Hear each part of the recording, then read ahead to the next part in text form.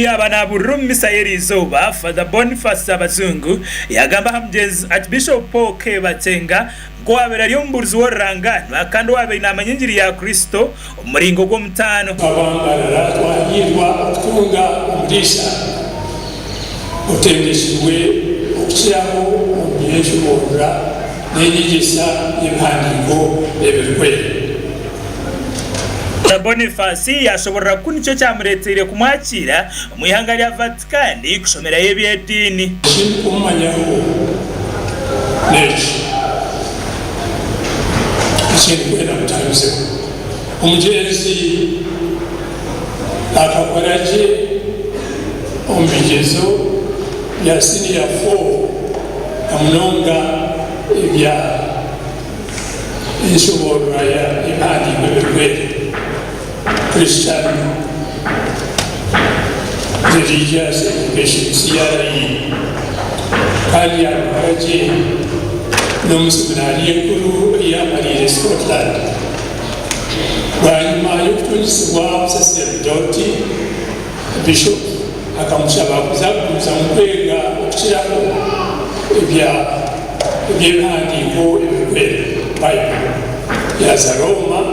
yashoma degree ya kabiri umuriyebi umuringo rwo gumaye Father Boniface by'abazungu yahiga abakristo bona utereho n'abafather hamwe n'abasister urebe kangu basasira ArchBishop Bakyenga byabashobeze wabanakora nabo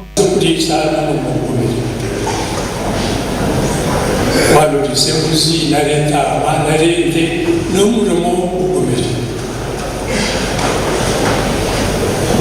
konka bishop nabari umurisa tuwenga amanemu zinenge ureka nabari umurisa kandi bari ArchBishop nabari umurisa w'abarisa ArchBishop w'ababishops nabari umurisa w'abasacerdote nabari umurisa w'abanyadini n'abakazi n'abashishi nabari umurisa w'abakristo abakuru n'abato abantu abinubwenge abantu abinubwetwazi abantu abine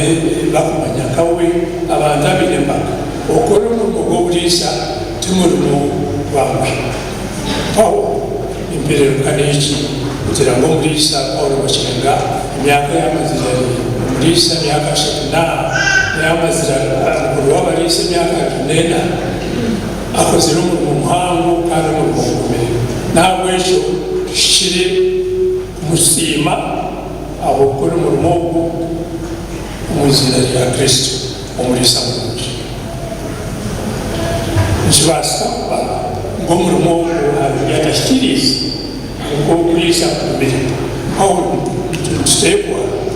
nimashaba kugira umutima tumusase cyumwe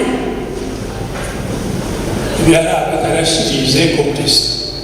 ati onko kumugambaho nko muntu wabereye rukundo mpango kandi wabera ari umunywanisa w'abantu andika umwaka gwa 19 February 1958 nubwo naza Kagongo nkabuganayo late ArchBishop abundi kubasa kwizukaho faza z'abazungu umwami Ruzindana na wacuroho